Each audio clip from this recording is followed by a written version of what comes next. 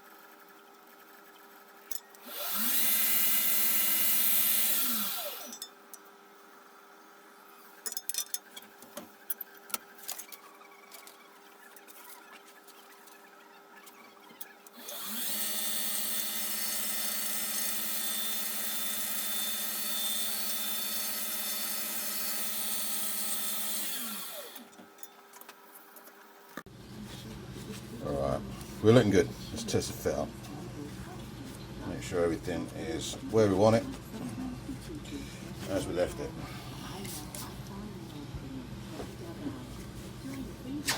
Now I've taken this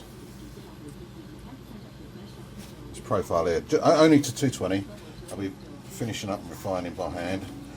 You know that's my jam by now. So let's just check it.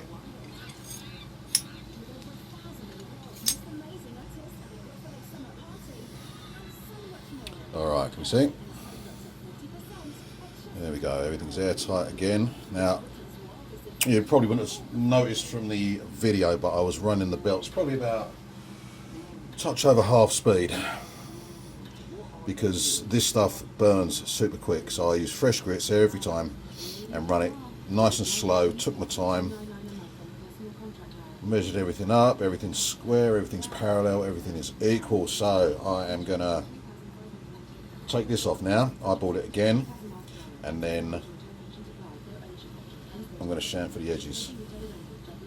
And the most efficient way to do that is on the router table. So I've got a brand new router cutter here. This is shaving sharp, and I'm going to mount this in my po' boy router table, and let's take it to the next step, shall we? Alright, some of you might remember this old router table from a vid I did years ago about working out of a small workshop. The original dirty room. Still got it, if it ain't broke. Let's do this.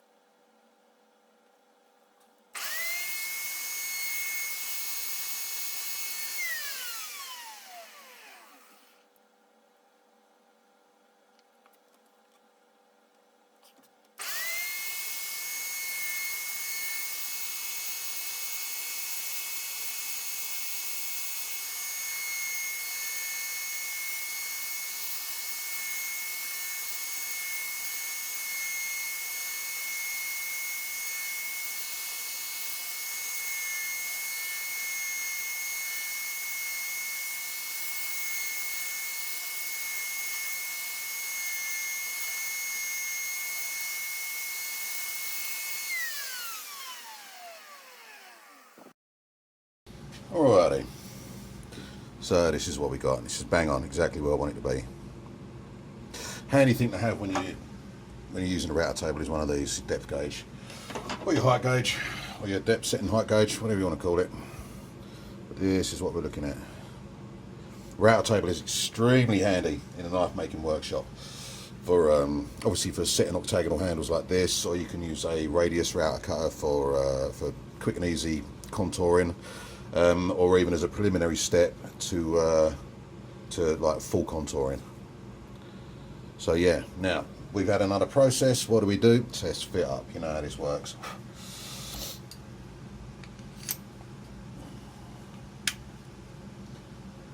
Alrighty. Now we're looking like something. So the next step here is the bolster.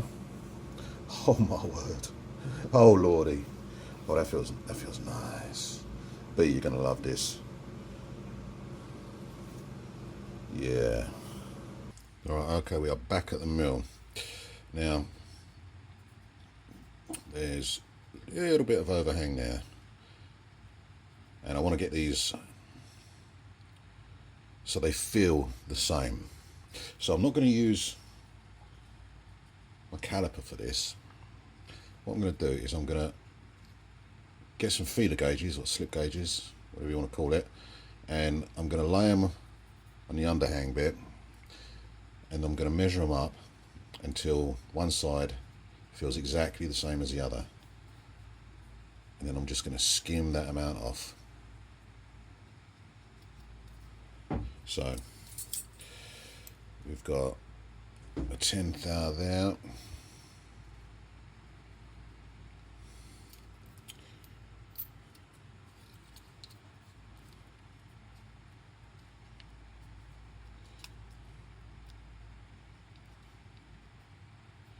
Okay, sorry, can we see this? There you go. So that, I'm going to skim off 12th thou. And we need to skim a little bit off this side as well. So I don't think it's going to be as much as 10th thou.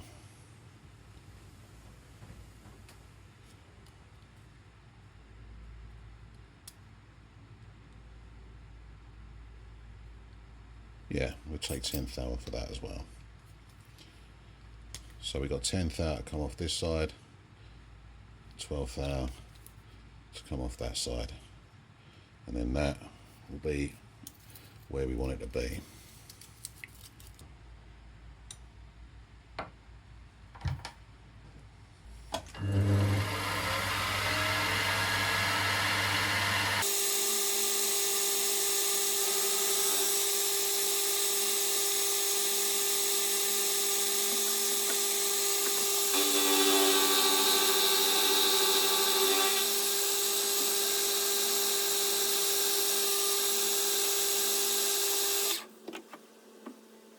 Handy little tip when you're dealing in little increments, okay?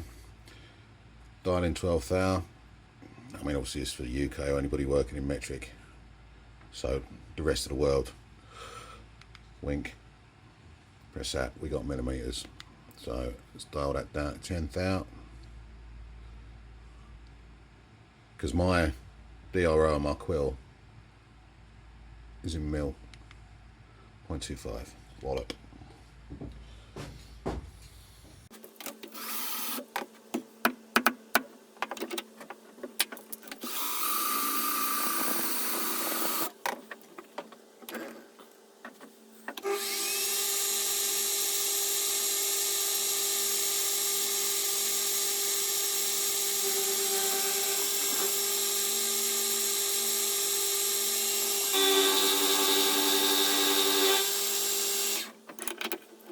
So a quick deburr.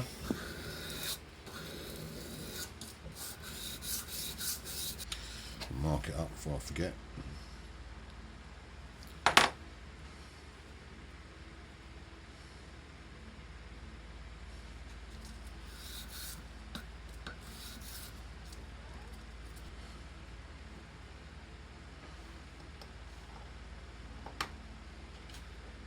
Awesome.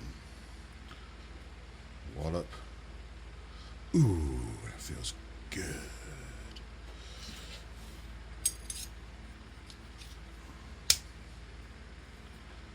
And there we have it. There we have it. Superb. Airtight. Oh my. Right, so no rest for the wicked. Next step is the bolster. So what I'm going to do here is I'm going to mark, because we've got to take these, obviously got to take these corners off now. So with this fitted up, I'm going to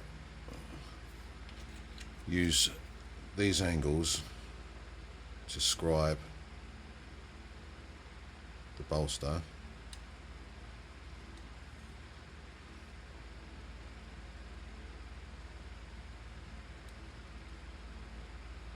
And then we're going to take them off.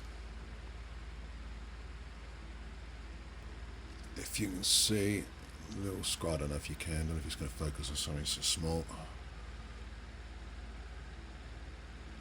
Got them corners there. That's what we need to nip off. I'll take this back to the grinder. I'm going to do these on the grinder. Don't want to do them on the mill. On the grinder, I can do it. I can touch it, take it, touch it, test fit up, blah, blah, blah. Step after step until they're where I want them to be. So this will be done by hand. First things first, tick off my list. Boom, boom, boom, boom, boom, boom. And we're going to do that later. Wallop, let's go.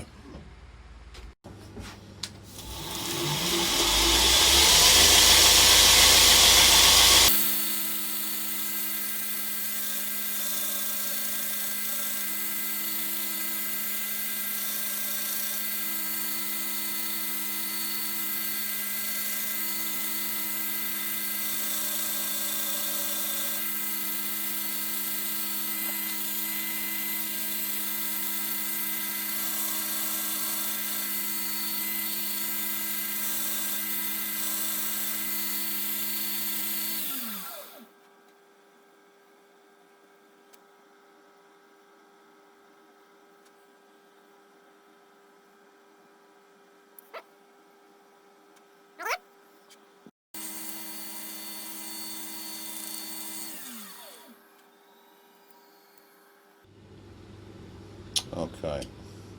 Now I've finished all the facets on here to 220. And this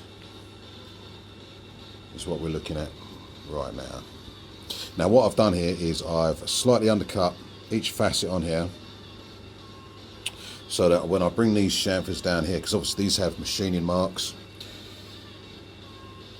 if we can see them, these have machining marks, so this is, I mean obviously the handle is all going to be finished by hand anyway, so by the time I bring these down, I'd rather bring these down to the bronze than have to bring the bronze down to the scales. So like I say, these are all undercut, also undercut on the sides here as well, and I'm going to take a little bit more off of these, I think, just to undercut them just a touch more. And then once I've done that, we'll come back and it's time to mill the grooves in the bolster, just to give it a little bit of bling, a little bit of vajazzle, a bit of class. No, I prefer vajazzle. Let's do this.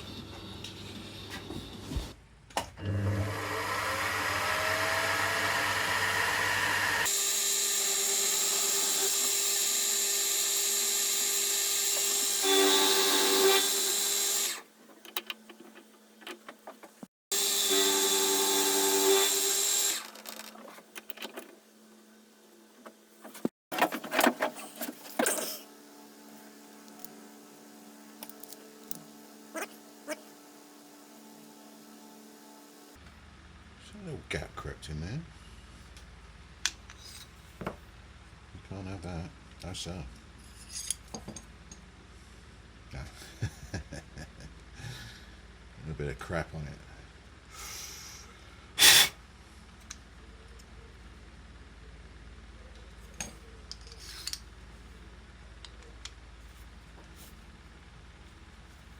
There we go.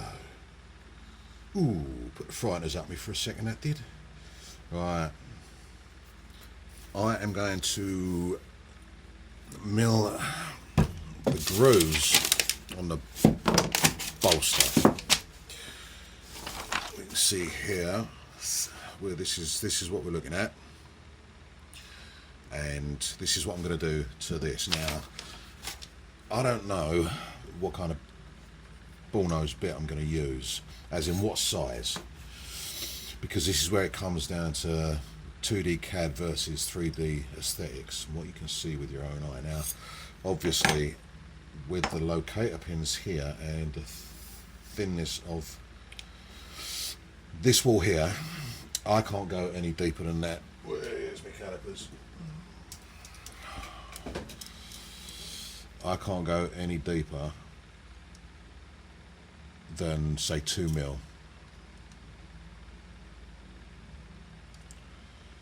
So if I've got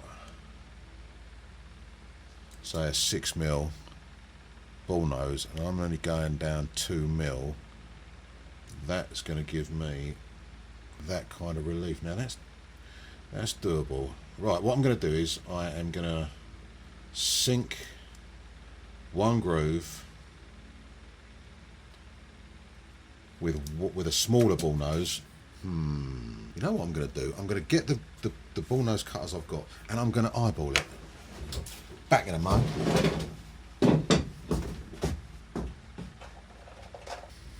This is a 5 mil bull nose. Now if I'm sinking that down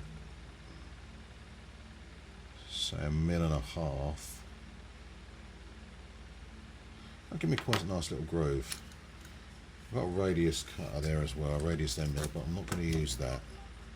Or I've got a 10 mil here, and if I sink that down to there, it won't be quite as deep.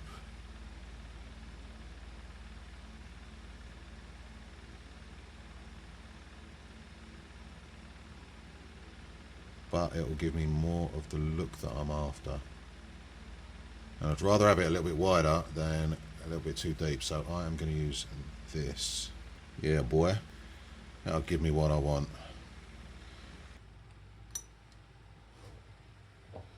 First thing I'm going to do is find center.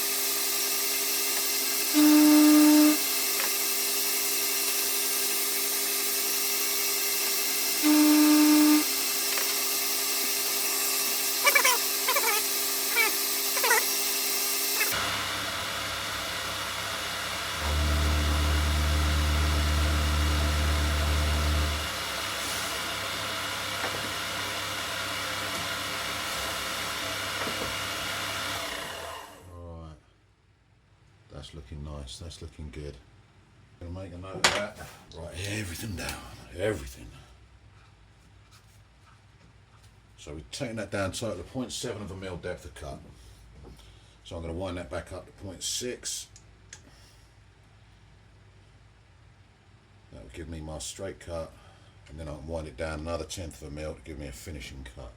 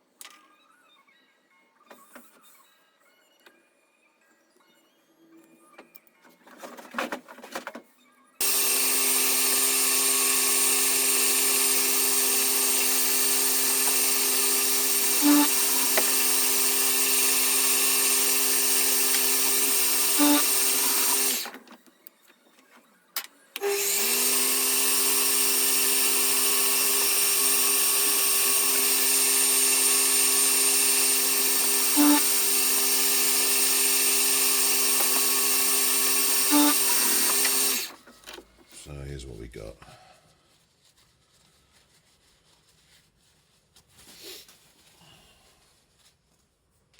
There we go, can we see that?